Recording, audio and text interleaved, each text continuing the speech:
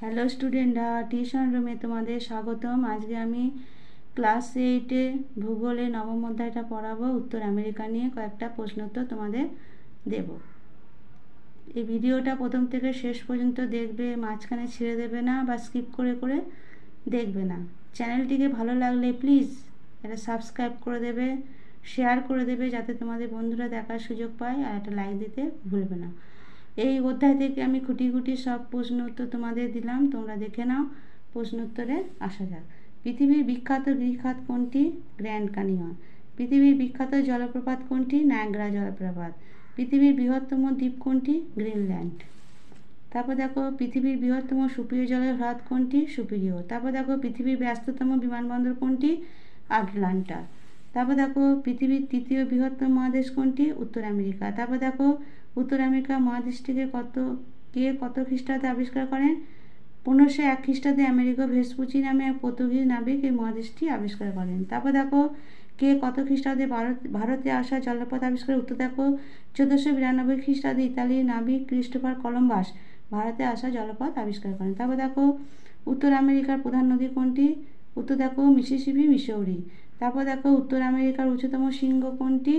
McKinley. তারপর দেখো উত্তর আমেরিকার কয়েকটি শহরের নাম লেখো। উত্তর দেখো new York, Washington DC, Chicago ইত্যাদি। তারপর দেখো যোজক কাকে বলে?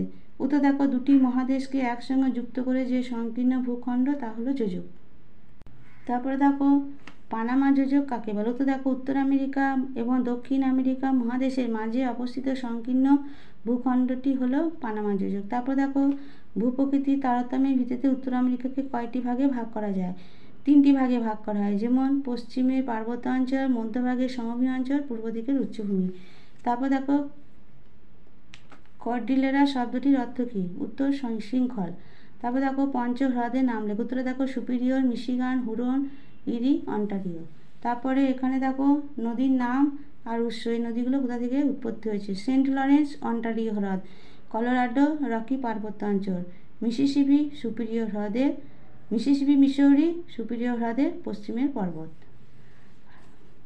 তারপর দেখো জলবায়ুর বৈচিত্র্যের কারণগুলো কী কী? উত্তর দেখো কারণগুলি হলো অক্ষাংশগত অবস্থান, সমুদ্র স্রোত, বায়ু প্রবাহ, পর্বতের অবস্থান। এখানে যে প্রশ্নগুলো দিয়েছি সবই ইম্পর্টেন্ট প্রশ্ন, তোমরা দেখবে, খাতায় লিখে নেবে, তোমরা শর্ট কোশ্চেনে বা 1-2 নম্বর প্রশ্নে কমন পেয়ে যাবে। তারপর দেখো ঝোপ তুন্দ্রা কাকে বলে? অধিকাংশ উদ্ভিদ শৈবাল ও গুল্ম জাতীয়, গ্রীষ্মকালে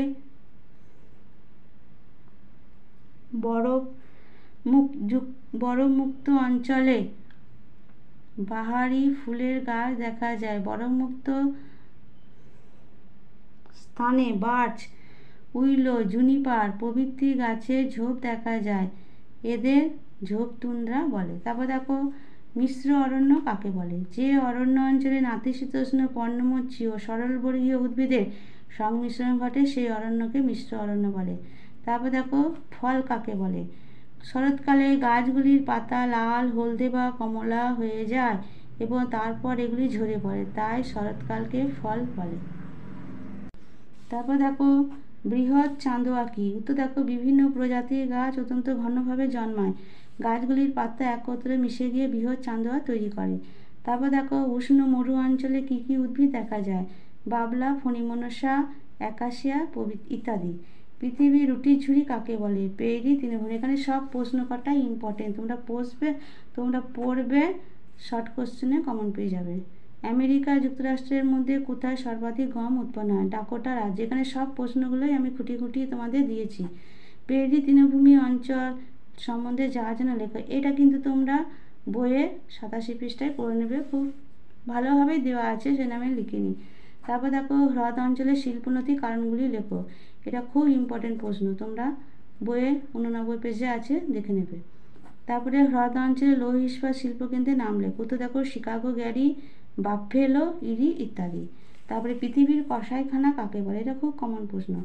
উত্তরে পৃথিবীর কসাইখানা বলা আছে শিকাগো। তারপর দেখো পৃথিবীর শ্রেষ্ঠ ময়দা উৎপাদন কেন্দ্র কোনটি? বাফেলো। পৃথিবীর রবার রাজধানী কোনটি? অ্যাক্রন। তারপর দেখো বৃহৎ মোটর গাড়ি নির্মাণ কেন্দ্র কোনটি? ডেট্রয়েট। তারপর দেখো তৃণভূমিতে কি কি চাষ করা হয়? উত্তর দেখো, তৃণভূমিতে হে, ক্লোভার প্রভৃতি ঘাস পশুখাদ্য হিসাবে চাষ করা হয়। তারপর দেখো, হ্রদ অঞ্চলের কৃষি উন্নতি কারণ, এটাও খুব ইম্পর্টেন্ট প্রশ্ন, তোমরা তোমাদের বইয়ে 90 পাতায় আছে, তোমরা করে নেবে। তারপরে দেখো, হ্রদ অঞ্চলের পশুপালনের উন্নতি কারণ কি, এটাও খুব ইম্পর্টেন্ট প্রশ্ন, এখান থেকে একটা যে কোনো একটা আসবে, এটা তোমাদের বইয়ে 90 পেজে আছে, করে নেবে। শিল্ড কথাটির অর্থ কী? শিল্ড কথাটির অর্থ হলো শক্ত পাথরে তরাঙ্গিত প্রাচীন ভূখণ্ড। তারপর দেখো, কানাডীয় শিল্ডের অপর নাম কি? কানাডীয় শিল্ডের অপর নাম লরেন্সীয় মালভূমি। কানাডা কোন শিল্পে উন্নত? কানাডা কাষ্ঠ শিল্পে উন্নত। তারপর দেখো, পৃথিবীর বৃহত্তম নিকেল খনি অঞ্চলের নাম লেখো। সাডবেরি। তারপর দেখো, পৃথিবীর দ্বিতীয় বৃহত্তম স্বর্ণখনি অঞ্চলের নাম লেখো। টিমিনিস। তারপর দেখো, কাগজ শিল্পে কানাডা বিশ্বে কোন স্থান অধিকার করে? প্রথম স্থান অধিকার করে। তারপর দেখো, তৈগা বনভূমি কোথায় অবস্থিত? রাশিয়াতে অবস্থিত। তারপর দেখো, ফার কি? প্রত্যেকটা প্রশ্ন ইম্পর্টেন্ট, প্রত্যেকটা প্রশ্ন তোমরা পড়বে ভালো করে, পরীক্ষায় দেখবে কমন পেয়ে যাবে। উত্তর দেখো, দীর্ঘ লোমযুক্ত পশুর চামড়া যা থেকে শীতের পোশাক তৈরি করা হয়।